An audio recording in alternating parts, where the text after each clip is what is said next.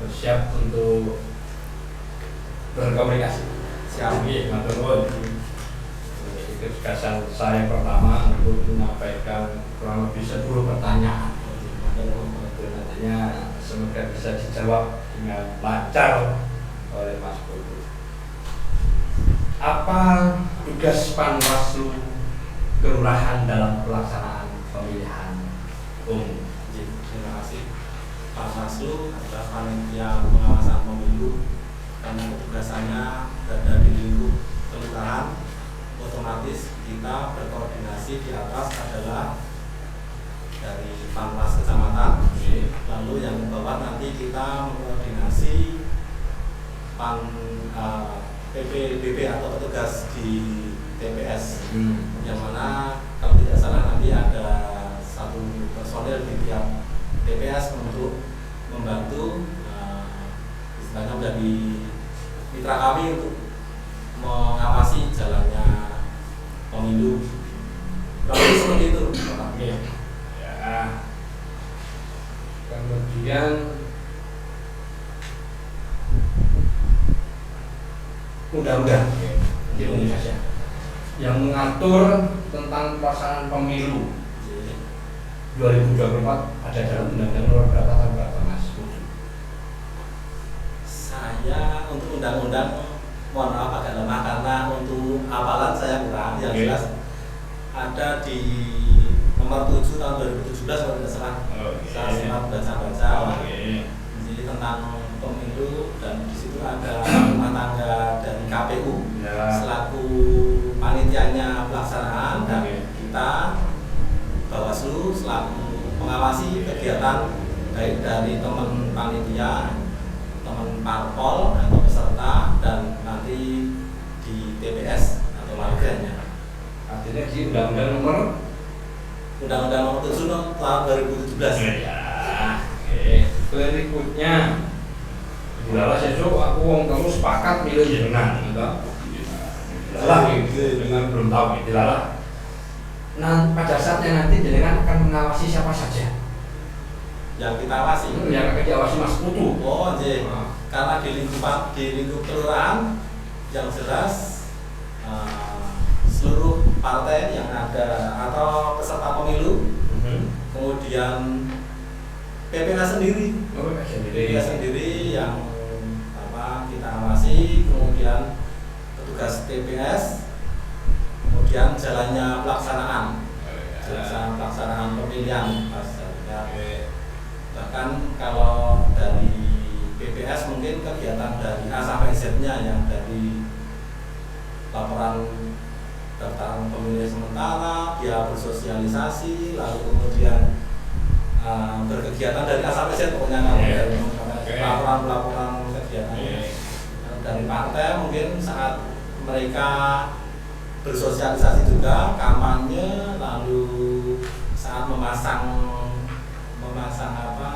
atribut itu perlu ya kurang lebih seperti itu gambarannya. Ya. Kemudian setelah siapa saja, terus kapan saja itu jenengan ngawasin, pada saat apa saja jenengan akan melakukan kegiatan pengawas. Gambarannya selama kami ditugaskan, setelah kita diberi ketugasan, lalu kita pasti akan mendapat job desk dari teman-teman dari Bawaslu. Kapan kita harus melaksanakan kegiatan, kapan ya, pokoknya dalam rentang waktu setelah ini sampai hari H pencoblosan, sampai pleno KPU, bahkan sampai ke nanti diputuskan anggota dewannya yang terpilih, presidennya, Yang dimaksud penyelenggara pemilu itu apa? Penyelenggara pemilu itu KPU-nya Pak. KPU-nya, terus panitia penyelenggara pemilu. Jadi dia sebagai panitia. Kalau paling atas kan komisioner deh. Tapi karena kebetulan saya dulu pernah di PPS Pak, kebetulan ya sekali. Jadi salah satu termasuk kita sebagai penyelenggara dari kegiatan A sampai Z-nya supaya lancar di harga. peserta pemilu. Kalau peserta pemilu itu siapa? Yang tahun 2000, nah ini peserta pemilu itu siapa? Kurang lebih, setahu saya 17 apa? 17 parpol. Oh, terus? Ya nanti kan anggota dewan kan yang disusun di situ kan kami belum melihat peserta figur-figurnya ya, yang jelas. Untuk yang tahun 2024 setahu saya ada 17 parpol untuk yang nasional. Yang Acehnya saya tidak habis pikir, kawan saya abaikan karena kita tidak bisa. Ya, kemudian Mas Putu, kita berlanjut ke dua pertanyaan terakhir saya. Kapan tahapan pemilu dimulai? Apa saja tahapannya? Tahapan pemilu dimulai kalau tidak salah, sepengetahuan saya dari teman-teman KPU di mana di PPS itu sudah melaksanakan perekrutan Pantali kan. Jadi itu sudah termasuk tahapan menurut saya. Terus dari situ kan nanti Pantali akan mendapatkan pemutakhiran data. Kemudian berikutnya ada daftar pemilih pembaruan sampai di top sampai daftar pemilih tetap. Setelah itu baru pelaksanaan, baru yang KPU dulu ya. Kalau kita otomatis memantau hal semacam itu juga kegiatan dari teman-teman parpol saat berkegiatan, saat berkampanye, saat bersosialisasi dengan warga. Kemudian kita juga kalau nggak salah ada kewajiban kita mendapat salinan-salinan dari teman-teman pelaksana di wilayah. Kapan pelaksanaan pemilu 2024? Valentine pas Valentine. Apa itu? 14 Februari 2024. Makanya saya Pak Kalau tidak salah ya. Kalau tidak geser. Saya nih Mas Putu ya. Iya Mas. Ada beberapa pertanyaan mungkin. Sepengetahuan Mas Putu, apa itu dan pendapat Mas Putu tentang hak pilih itu apa? Hak pilih adalah, terima kasih. Hak pilih adalah hak setiap warga negara. Yang mana untuk di sini adalah yang berusia 17 tahun ke atas atau yang sudah pernah menikah, di mana dia memiliki kesempatan untuk ikut sebagai pemilih untuk mencoblos. Kalau dia mengajukan sebagai anggota parpol, lalu dia didudukkan untuk monggo Mas, panjenengan mewakili parpol juga sudah boleh. Ini Mas, jika ada perbedaan pandangan mengenai partai politik pada suatu keluarga atau suatu komunitas yang bagaimana sih? Perbedaan pandangan saya dengan Anda dengan seseorang yang ada perbedaan pandangan tentang partai politik, gimana? Terima kasih. Ya sah-sah saja Mas. Setiap orang berhak memiliki keyakinan atau serta dengan partainya masing-masing, atau dengan misalnya di situ sudah muncul anggota dewannya, wah saya cocok dengan dia, itu haknya masing-masing person. Menurut saya di keluarga monggo, tapi memang sebaiknya disikapi secara proporsional saja, jangan sampai ada nanti perpecahan atau saling mempengaruhi. Kalau ternyata terpengaruh menjadi ikut yang sana, ya monggo saja. Itu kan ternyata dia ternyata apa istilahnya menjadi ikut mereka, tapi monggo. Tapi intinya jangan sampai ada perpecahan, apalagi di lingkup wilayah atau di lingkup keluarga. Nah ini sudah seperti itu Mas. Saya kiranya ya Mas Putu kan misalnya ya kita pilih menjadi calon menjadi Pak sekarang. Mas Putu punya pandangan politik. Saya senang dengan partai A misalnya, atau partai kunci atau berapa ya gitu. Dan punya kedekatan dengan calonnya, gitu. Terus mereka mendekati Mas Putu untuk mengajak pertamanya dengan imbalan dan dengan pola seperti door prize atau hadiah yang menggiurkan lah gitu. Bagaimana sih Mas?